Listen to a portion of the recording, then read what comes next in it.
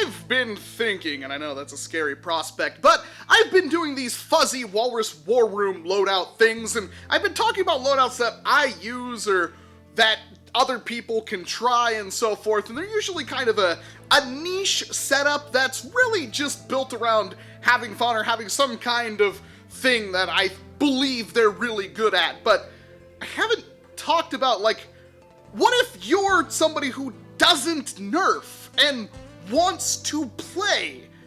What's your best options? There's a lot of blasters out there! Man, why haven't I done this before?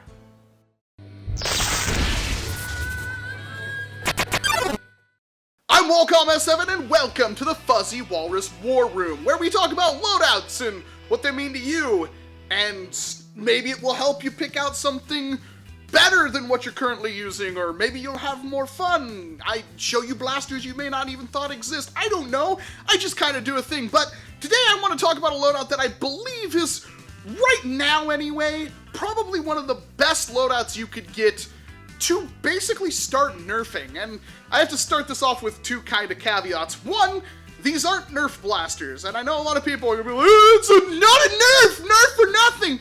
Well, the problem is that, like, almost every single Nerf blaster is prohibitively expensive compared to what you could get, and doesn't perform nearly as well. So, Hasbro can make better blasters. Now, on the high end of things, or if you're getting blasters like Strifes and stuff that have a whole lot of aftermarket kits, then yes, then you can rationalize getting, Nerf blasters. But for starting out, Nerf is definitely not really the way to go. So I thought about a couple of things here. And the first thing is that this has to be someone who doesn't necessarily have any tactical gear or anything like that, doesn't have a load of magazines, doesn't have a whole lot of things. Basically, if you were to walk into your local Target or Walmart or something like that, what you would walk in, pick up, then get in your car, go to the war, get out, open it up, and start playing.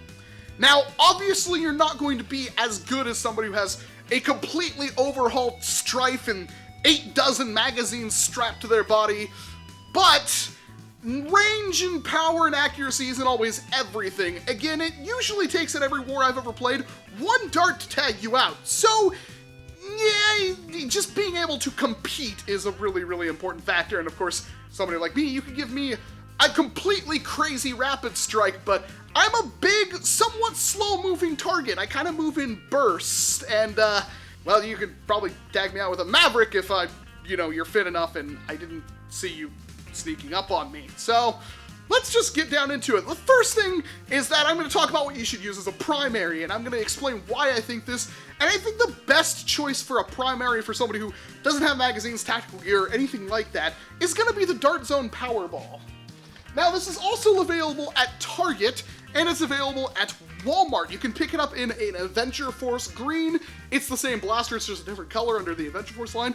Or you can pick it up at Target for, again, both of those options are under $20, I believe. But this is a rival shooting blaster, so it shoots the Nerf rival rounds, or their own kind of Dart Zone ballistics ops rounds. They're basically foam paintballs, a little bit bigger, but they are essentially foam paintballs. And these are really nice because, well, it's pump action, it's extremely powerful, and probably its best claim to fame is that you can easily top this thing up on the fly. You don't really have to worry about carrying a bunch of magazines or anything on you. You can basically just have a pocket full of rounds, and as you're running around, if you hide behind cover, you can pick some up and just refill this thing as you go, and it's very powerful, it gets good range, it's pump action, so the repeat fire is pretty good. It's overall a very good choice for a primary blaster, and since it uses rival rounds, you don't really need to worry about, like, having a bad dart that jams or anything like that. That's not to say this blaster can't jam. If you try to mess around with it, like, overfilling this container pod on the top of it, you will run into some issues, and that's a little bit of a bummer, but it's really not that hard. Like, if you start having jamming issues, if you don't put that many rounds into the hopper, just kind of give it a jostle. I haven't had too many problems with this one, been using it. It doesn't really jam all that much as long as you only keep like 8 rounds in the hopper, and then you just kind of gingerly top it up as you're running around and playing. And it's very, very comfortable to use. And again, very competitive. It shoots Rival. It shoots Rival better than most of the stock Nerf Rival options, and it's incredibly cheap, topping out about $18 at Target right now, and about that at Walmart. Now, chances are if you go to a Nerf war, there's gonna be other people there using Rival, so it should be very easy for you to pick up rounds off the ground.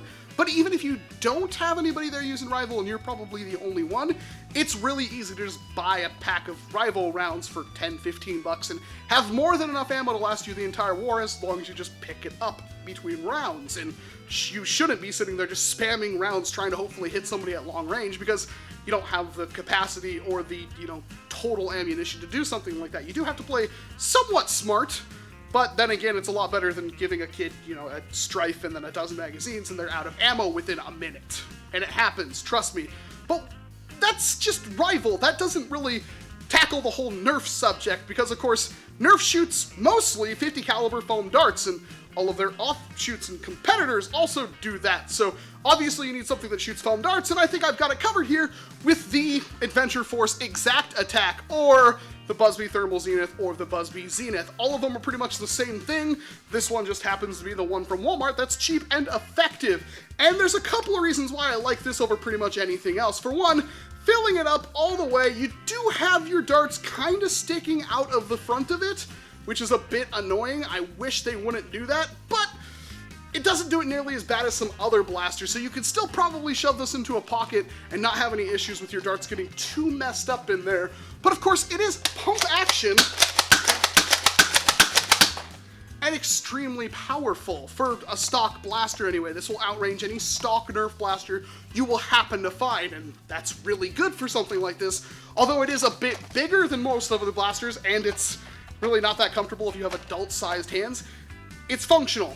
That's the most important thing, and it's cheap. This thing will cost you like anywhere from like $8 to $15, depending on what you're buying, which if you bought the same kind of thing in Nerf, you'd be paying like $20 for a hammer shot, or a Sweet Destiny, as they're now called if you look for the recent versions of it, and that's a bit too much money, especially when the stock hammer shot and whatnot performs abysmally. This is far better, and this is something that you can really get behind, and if you wanted to modify this thing, well, it's a little more difficult. You would have to find an upgrade spring, and of course you would have to figure out something to rebarrel it with, but that's not impossible, and since it's cheap, if you break it, it's easy to get another one. There's two very, very good start-off points for somebody starting in the whole entire Nerf thing that wants to play with stock blasters, but maybe after their first war, they can see, okay, there's some room for improvement, and then they can get into making their blasters better, and they're both very easy ways of accomplishing that. There is one kind of special mention, something that would probably work better as a secondary than this, but not really good as a primary, and that's the Adventure Force Light Command. This thing is one of the best stock blasters I've ever had. It hits an average of 100 FPS with a decent fire rate, and since it uses a chain instead of a magazine, and the chain is meant to loop around the blaster, it's very easy, in a sense, to top up on the field. The reason why I didn't include it here is because batteries can be pretty finicky to deal with. You may not want to deal with flywheels.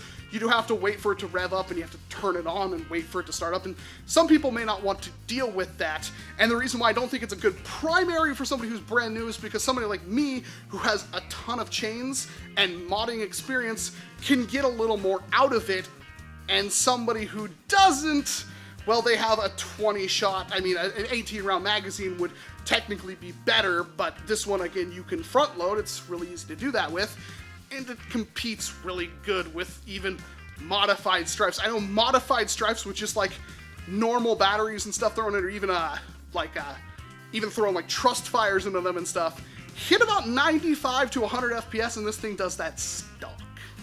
So there's a lot to love there. And if you wanted to use that thing as a secondary, you could easily go to, I don't know, the sporting section at Walmart and buy a $4 freaking rifle sling and be completely fine and never have to worry about it.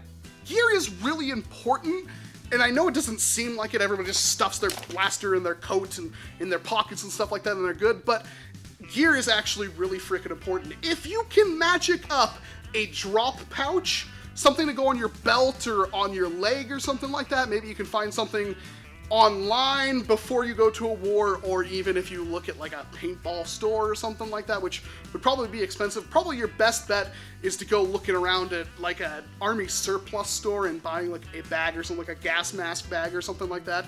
That would be your best bet. Or if you wanted to get holsters and stuff like that, Harbor Freight is one of the best things for that. If you have a Harbor Freight near you, some kind of discount hardware store, Harbor Freight sells like these things, which are meant for like drills and stuff like that, for like $5, and they work for a lot of blasters, like hammer shots and stuff like that. It doesn't really fit this thing all that well because, of course, it's huge up here at the front. It doesn't really work well for being holstered, although you can definitely use the little clip right here and put that through the trigger guard. Clip that in, you have something here, and then you just have to reach down, go like that, and pull the thing off. Not exactly ideal, but it does work. But of course, like the most important thing I think is a drop bag. If you have a drop bag where you can carry loose rounds and then, of course, top up blasters like this one, and of course your power ball, that's really, really important. And it's even better once you start getting, you know, a small collection of magazines. Maybe you bought them off Litake or something like that, where you get them for dirt cheap and you can now fuel a magazine-fed blaster. Then, of course, you have a bag that you can store them in, which is pretty important. I think a drop bag and a sling will get you pretty much anywhere. It's really, really important to have those two things. And then if you want to get more after that, there are, of course, cheap AK-style chest rigs that you can buy online. I use like an $18 one you can find on Amazon. Stupidly cheap, very effective, and I happen to like it a lot. AK-47 magazines are like the same size as a Nerf one, so they all work really, really well. So anything basically that's for an AK-47 or an airsoft one will work for Nerf. Or you can buy a specific Nerf one. It doesn't really exactly matter, but it's all really nice that these kind of things exist, and they're relatively cheap. You don't have to spend a whole lot. I'm just trying to get people started, and I know there's going to be some people that might have better suggestions down in the comment section below, so make sure you let other people know, and make sure you read the comment section if you're actually one of these new players, because I just want to see more people out there doing Nerf. I know it seems kind of weird because they're toys that you buy at Walmart, but they really are competitive and really, really fun, and it's a nice gateway into getting the modification, which is probably the best part of the hobby, in my opinion. Modifications is just so much fun because it's relatively cheap, and it just takes a bit of time to make something that's completely your own. And you can make all sorts of crazy blasters and do whatever heck you want. One of the first integrations I ever did was this thing right here, which is literally just a fire strike with the light removed and a jolt shoved in there. Was it practical? Not really, but it was cool. I wanted it, and that's the most important thing. I just used, like, I think pliers and a hot glue gun to cut that thing, so.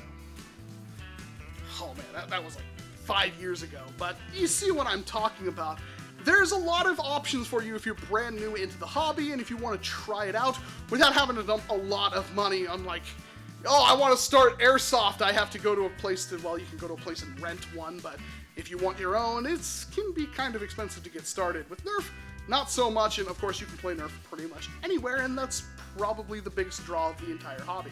I think that just about covers it, so again, let me know down in the comments section if I was right or wrong, or maybe you have something I might have forgotten, because again, there are a lot of blasters out there. A lot of blasters, so it's kind of hard to remember all of them off the top of my head, but I did go through a lot of my old videos and I tried to look through my boxes and figure out exactly what's easy to get right now. That's very, very useful. Of course, I might have to remake these videos in the future as more blasters come out, but I think right now we're in a good place, so yeah, thank you very much for watching this video, and of course I hope to see you in an entirely different one. I just love this blaster. It's so nice.